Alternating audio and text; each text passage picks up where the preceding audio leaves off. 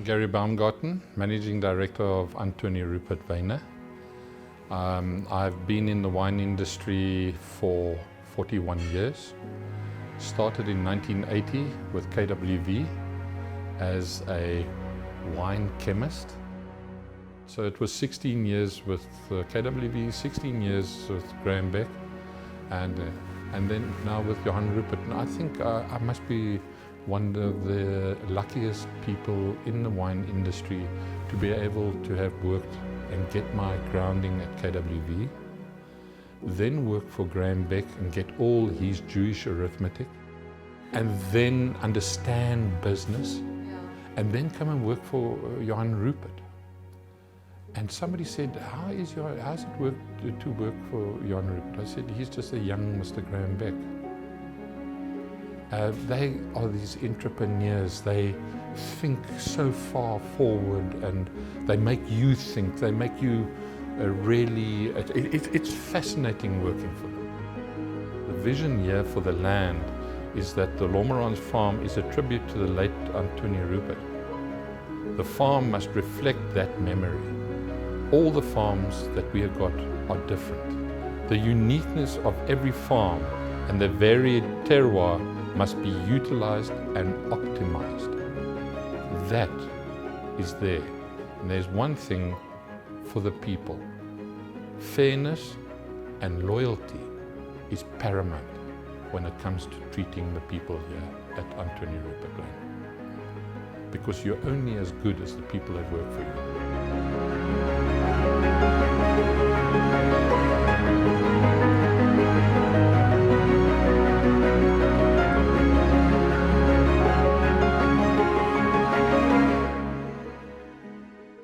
We are on the top of the Anthonij Rupert red wine cellar that was built in 2004 and started harvesting here in 2005.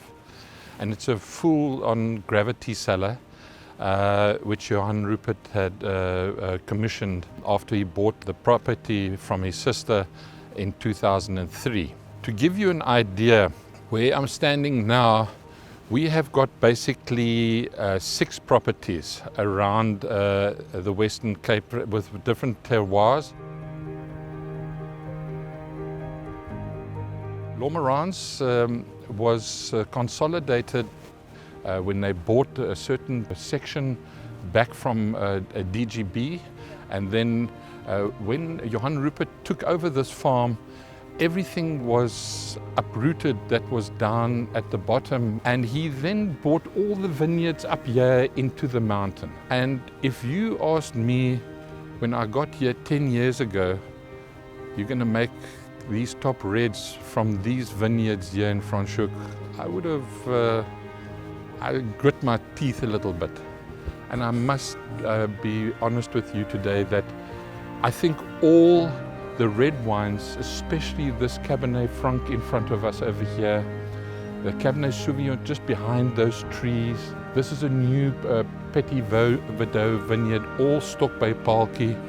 All the stock by Palki vineyards that are now on Bellingham as well, or Le Garonne as we call it, are just the most amazing red wines. And now coming here out of this valley and off the valley floor and being up here in the mountain, these incredible red wines are being made in this cellar that we are standing on top of it right now. 10 years ago now it is that Mr. Rupert bought the Graham Beck property, the Bellingham property from Graham Beck.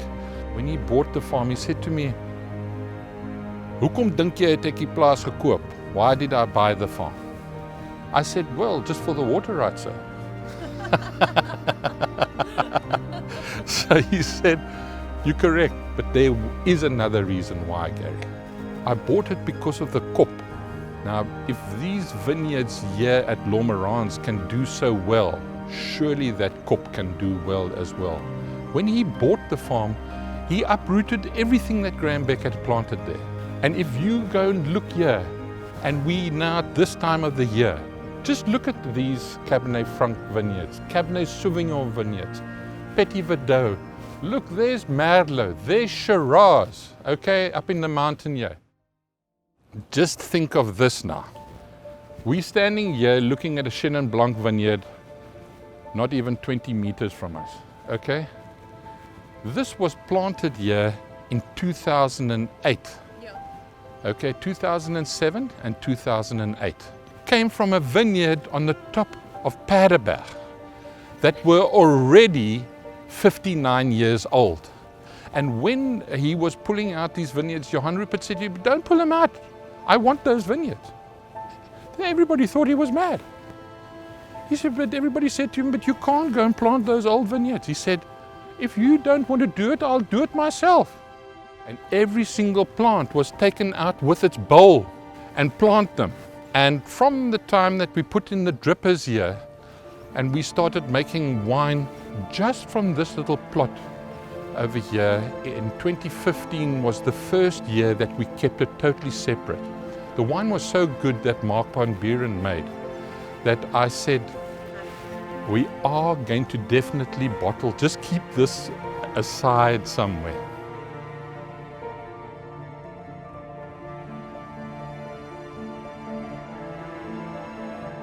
So we will only make this wine if it's really going to stand up and be a great wine. So this is called the Old Bostock. It is now 71 years old, if I'm not wrong. And it is just mind-blowing to see, as these vines get older, how much better the wine gets. And we'll be doing interplanting amongst these vineyards to keep this vineyard going for the rest of its life.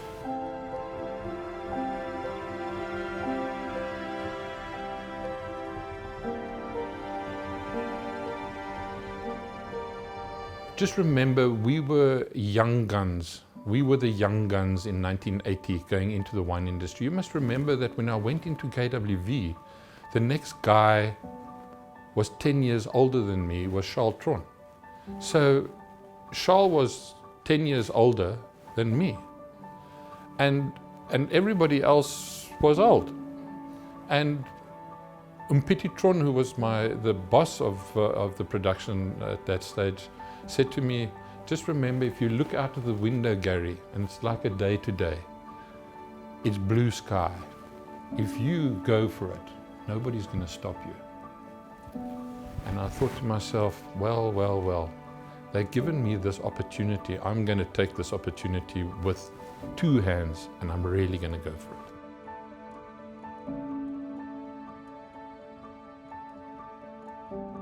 There is no better place to make wine in the whole world than South Africa. Where in the world can you land and you look straight onto these beautiful mountains and you see this unbelievable terroir?